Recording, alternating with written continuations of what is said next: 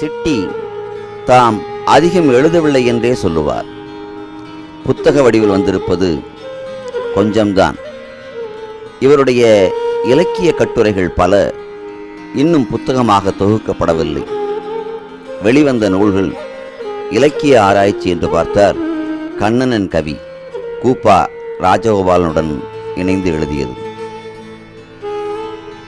So Sivapatha Sundaram இணைய ஆசிரியராக இருந்து எழுதியவை தமிழ் நாவல் நூற்றாண்டு வரலாறும் வளர்ச்சியும், தமிழில் சிறுகதை வரலாறும் வளர்ச்சியும், ஆதியூர் அவதானி, முதல் தமிழ் நாவல் ஆராய்ச்சி முன்னுரை, நடந்தாய் வாழிகாவேரி, சிறுகதை தொகுப்புகள் தி ஜானகிராமுடன் இணைந்து எழுதிய அந்த 2 புத்தகங்கள், அந்திமந்தாரை, தாழை பூத்தது, நகைச்சுவை கட்டுரைகள், சில விஷயங்கள், இன்னும் சில விஷயங்கள். சிட்டி அடிக்கடி சொல்லுவார், தனக்கு யார் முன்மாதிரி என்று எடுத்துக்கொண்டால் ஆங்கில நகைச்சுவை எழுத்தாளர் பிஜி வுடவுஸ் என்று சொல்லுவார். சிட்டி இருக்கின்ற இடத்திலே நகைச்சுவை கொப்பளிக்கும் என்று சொல்லுவார்கள். இவர் ஆங்கிலத்திலே எழுதி வெளியிட்ட புத்தகத்திலே மிக முக்கியமான புத்தகம் லைஃப் ஆஃப் எஸ் சத்தியமூர்த்தி என்ற புத்தகம். நம்பவே முடியாது, இந்த புத்தக தயாரிப்பு 30 ஆண்டுகளாக சிட்டி மேற்கொண்டிருக்கிறார். 30 ஆண்டுகளாக சத்தியமூர்த்தி சம்பந்தப்பட்ட எல்லா ஆவணங்களையும் ஆய்ந்து இந்த புத்தகத்தை எழுதி வெளியிட்டிருக்கிறார். அதை போல ஆங்கிலத்தில் எழுதி வெளியிட்ட இன்னொரு புத்தகம் பரமாச்சாரியா காஞ்சி ஆச்சாரியா ஸ்ரீ ஜெயேந்திர சரஸ்வதி என்ற புத்தகம்.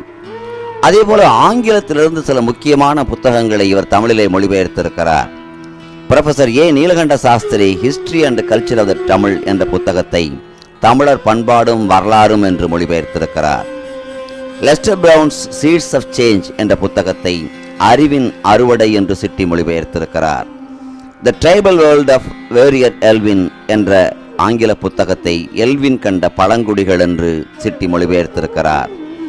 JS Pruthi spices and condiments என்று எழுதிய ஆங்கில புத்தகத்தை நறுமண பொருள்கள் என்று மொழிபெயர்த்திருக்கிறார். சிட்டிக்கு விருது வழங்குகிற போது சொன்னார், எனக்கு அதிகம் எழுதாமல் இருந்ததற்காக விருது வழங்குகிறார்கள் என்று நகைச்சுவையாக குறிப்பிட்டார். அந்த நகைச்சுவை நம் மனதிலே என்றைக்கும் தங்கியிருக்கும். 1930களிலே தோன்றிய மணிக்கொடி 3 ஆண்டுகள்தான் தன்னுடைய இதழ்களை வெளியே அனுப்ப முடிந்தது.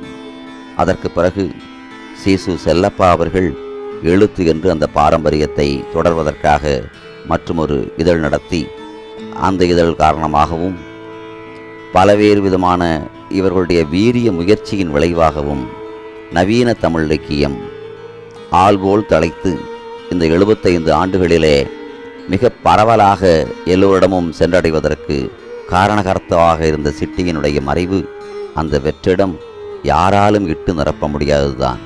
ஆனால் சிட்டிக்கு செய்யக்கூடிய நன்றி ஒன்று உண்டு. அவர் தன்னுடைய தோழர்களோடு சேர்ந்து நவீன தமிழ் இலக்கியத்தின்பால் எந்த வீரியத்தோடு எந்த வெறியோடு அந்த இலக்கிய வேள்வியை நிகழ்த்தினாரோ அதே இலக்கிய வேள்வியை